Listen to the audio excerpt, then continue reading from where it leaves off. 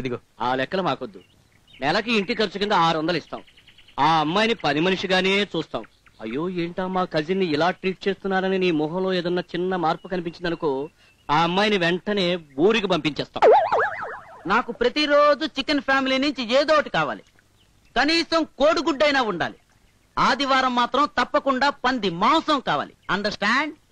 పంది దొరకకపోతే పందికొక్క మాంసం అయినా పెట్టమంటారు. ఓకే. ఏయ్, నేను చెప్పింది అర్థమైందా? ఏం చెప్పావు?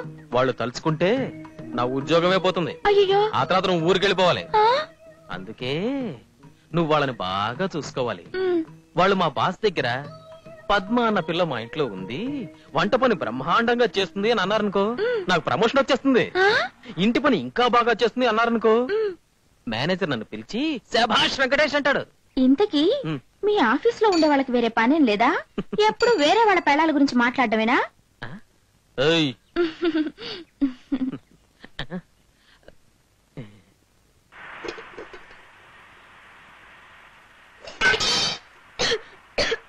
అబ్బా ఎంతసేపు? ఆఫీస్ టైం అయిపోతుంది. ఒరే రారా, మెస్కెళ్ళి టిఫిన్ చేసి వెళ్ళిపోదాం. పద. ఉండనరా, ఇంట్లో వంట మనిషి ఉండగా మెస్లో తినదు దీనికి. పదో, ఏయ్ పదో. పోయి సరిగ్గా మండడం లేదు, తీసుకోండి. ఏదైనా నాకు ముందే ఇవ్వకుండా వాళ్ళకి ఎన్నిసార్లు చెప్పాను. నీ తిండి కోసం వాళ్ళు నెలకి 600 రూపాయలు ఇస్తున్నారు తెలుసా? ఇలా చిరంజీవికి సరిగ్గా 1 గంటకి ఆఫీస్ క్యారియర్ పంపించాలి. కూరలో కారం తక్కువ వేయాలి. ఎందుకో తెలుసా? వాడి కడుపులో ఆల్సర్ ఉంది. ఇలా ఆనంద్ సరిగ్గా 2 గంటల ఇంటికి వస్తాడు. వాడికి chicken soup, chicken curry, chicken rice, chicken అప్పడం చేసి పెట్టాలి. ఇందులో ఏమాత్రం తేడా వచ్చినా నేను ఊరికి పంపేస్తాను. ముందు కాఫీ చెల్లు.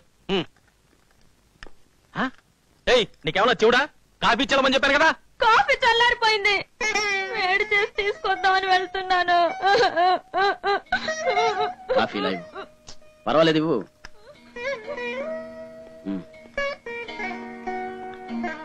ఎందుకురా అమ్మాయిని అలా తిడుతున్నావు? పాపం పల్లెటూరు పిల్ల, అందులో నీ కజన్. నాకు తెలుసు.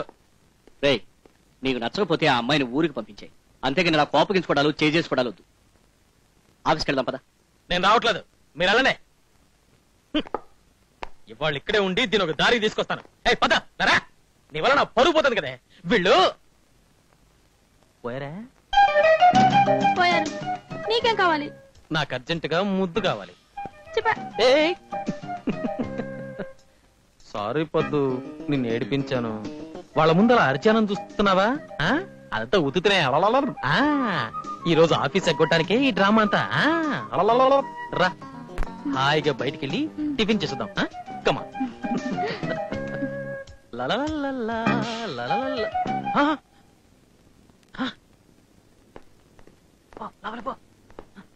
ఏమైందిరా? అబ్బాబ్బా, బస్సులు స్ట్రైక్ అట. కనీసం ఒక ఆటో కూడా దొరకలేదు. ఆర్టీసీ బస్సులు రోడ్ల మీద మాత్రమే నడపాలి అని అసెంబ్లీలో బిల్లు పాస్ చేశారట. అదెలా సాధ్యమని ఈ డ్రైవర్లు స్ట్రైక్ మొదలు పెట్టారు. అమ్మా అలివేల మంగమ్మ తల్లి, పద్మావతి, ఈసారి ఆయన కాస్త మంచి టిఫిన్ చేసి పెడతావా? ఇదేట్రా? ఏమిటి ఇంకా చూస్తున్నావు? వెళ్ళా. ఇది కూడా కాదు కాదు, వెళ్ళు వెళ్ళు వెళ్ళు వెళ్ళు.